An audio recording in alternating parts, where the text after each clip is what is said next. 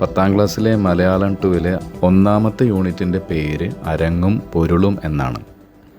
ഇതിൽ രവീന്ദ്രനാഥ ടാഗോർ പറഞ്ഞിട്ടുള്ളൊരു കാര്യമാണ് ആമുഖമായിട്ട് കൊടുത്തിരിക്കുന്നത്.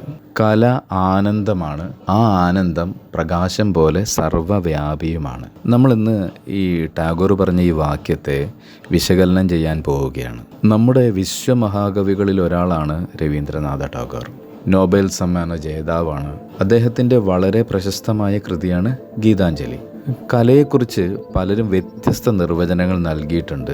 എന്നാൽ രവീന്ദ്രനാഥ ടാഗോറിൻ്റെ കലാസങ്കല്പം വളരെയധികം അർത്ഥപൂർണമാണ്. ഒരു കലാസൃഷ്ടി ആസ്വാദകൻ്റെ മനസ്സിൽ പ്രത്യേകമായ ആനന്ദം സൃഷ്ടിക്കുന്നുണ്ട്. അതുപോലെ കലാസൃഷ്ടി നടത്തുമ്പോൾ കലാകാരനും ആനന്ദം അനുഭവിക്കുന്നുണ്ട്. കലാകാരൻ അനുഭവിക്കുന്ന ഈ ആനന്ദമാണ് തൻ്റെ സൃഷ്ടിയിലൂടെ ആസ്വാദകരിലേക്കും പകരുന്നത്.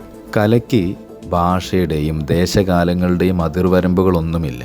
അത് മനുഷ്യരെ പരസ്പരം ബന്ധിപ്പിക്കുകയും ദേശത്തെയും കാലത്തെയും ഒക്കെ അതിജീവിച്ച് സഞ്ചരിക്കുകയും ചെയ്യുന്നതാണ്. അതുകൊണ്ട് തന്നെ കലയിൽ നിന്ന് ലഭിക്കുന്ന ആനന്ദം സാർവത്രികമാണ്.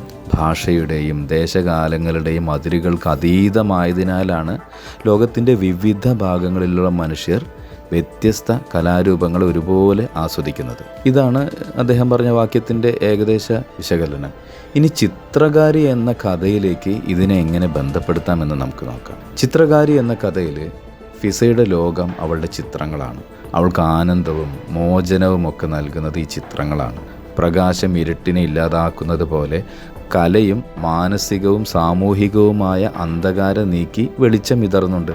എന്നാൽ ഹാഫിസിനെ പോലെയുള്ള യാഥാസ്ഥിതികരായ മനുഷ്യർ ഈ വെളിച്ചത്തെ ഭയപ്പെടുകയും അതിനെ തടയാൻ ശ്രമിക്കുകയും ചെയ്യുന്നു. ക്യാൻവാസിൻ്റെ അതിരുകൾ കടന്ന് വളരുന്ന കാട് കല അതിൻ്റെ മാധ്യമത്തിൻ്റെ പരിമിതികളെയും അതിവർത്തിച്ച് കൂടുതൽ വിശാലമാകുന്നതിൻ്റെ സൂചനയാണ്. ഫിസയുടെ ചിത്രങ്ങൾ അവളുടെ ഉള്ളിലെ തീക്കനലുകളെയാണ് പ്രതിനിധീകരിക്കുന്നത്.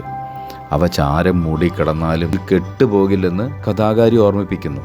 പ്രതിസന്ധികളെയും അടിച്ചമർത്തലുകളെയും അതിജീവിച്ച് കലയും കലാകാരൻ്റെ അല്ലെങ്കിൽ കലാകാരിയുടെ സർഗാത്മകതയും എന്നും നിലനിൽക്കുമെന്ന ശക്തമായ ഒരു സന്ദേശമാണ് ഈ കഥയിലൂടെ നൽകുന്നത്.